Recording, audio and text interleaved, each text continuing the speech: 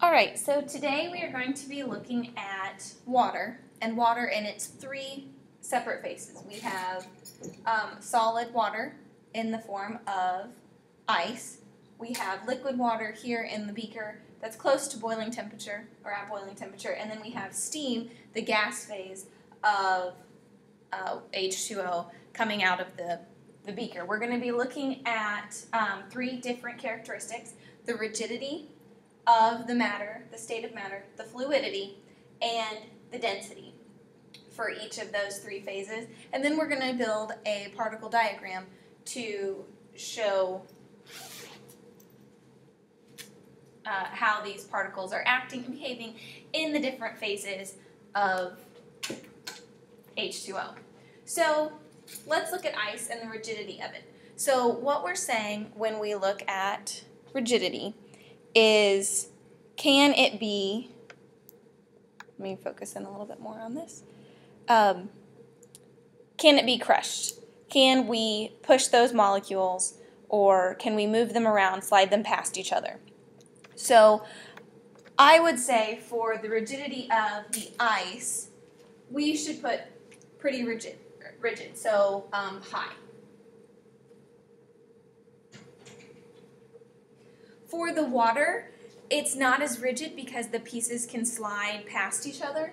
So for the water, rigidity would be kind of medium. You can't push them together anymore, but you can have them slide past each other. So if I were to knock this, we could see that the water will move and slosh about inside the beaker, but it won't, I can't push it down any further. So we'll say medium.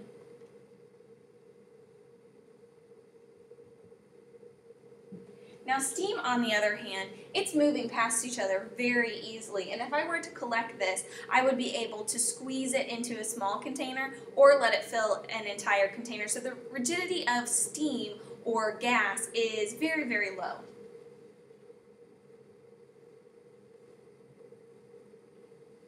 So we have high, medium, and low for our ice, water, and steam rigidity. Now fluidity, that's that movement of those particles past each other. Solids, we really don't see that, so it has a very low fluidity to its to the structure of ice. Now fluidity of water, we know that that is high. If the fluidity wasn't high, we wouldn't be able to pour it, or water wouldn't fill its container, or liquid wouldn't fill its container. Now steam, if water is high, steam is very, very high.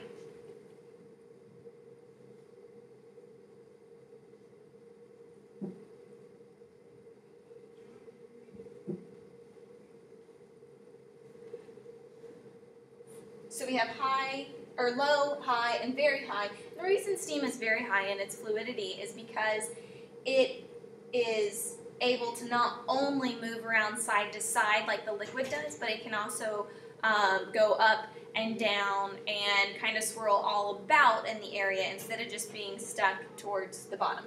All right, density. To look at density, we're going to have to compare the states of matter to each other. So we know that the more dense it is, it'll sink. So if you're comparing two things and you put them together, the more dense is going to go to the bottom and the less dense is going to float to the top, just because there's more space or more air, gas trapped in a less dense solution or compound or substance that we're looking at than a more dense one. So density.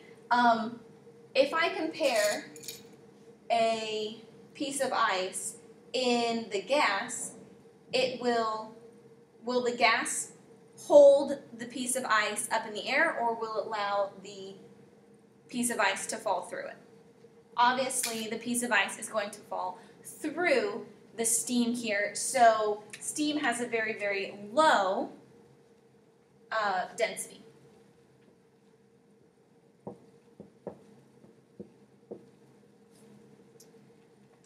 To compare between density and water, again, we are going to put a piece of ice into the water. Now, our first indication would be to say, oh, it's solid, it's going to sink. But we all know, if I put it in there, it doesn't go down to the bottom, but it floats to the top. And I'm going to go ahead and throw quite a bit in there, so possibly we can see it. They start to go down to the bottom, but then they ultimately float to the top. So the density of ice is actually much lower than the density of water.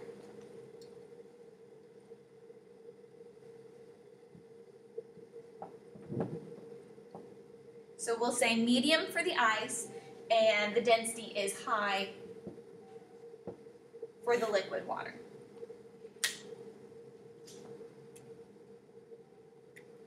So again, rigidity, we're talking about being able to compact it or hold those particles in place. Fluidity, we're talking about the ability of the molecules or the particles to move past each other. Density, we're talking about how tightly packed they are.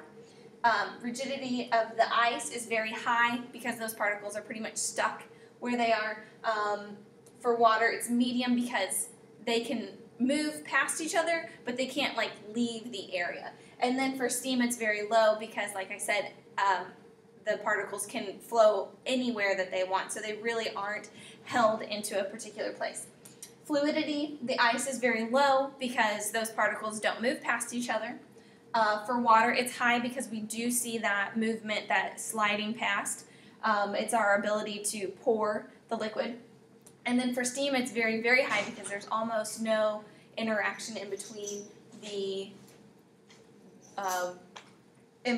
particles as they're moving past each other. Density, we have ice is a medium density compared to the water, and then steam has a very low density. There's a lot of space in between those particles.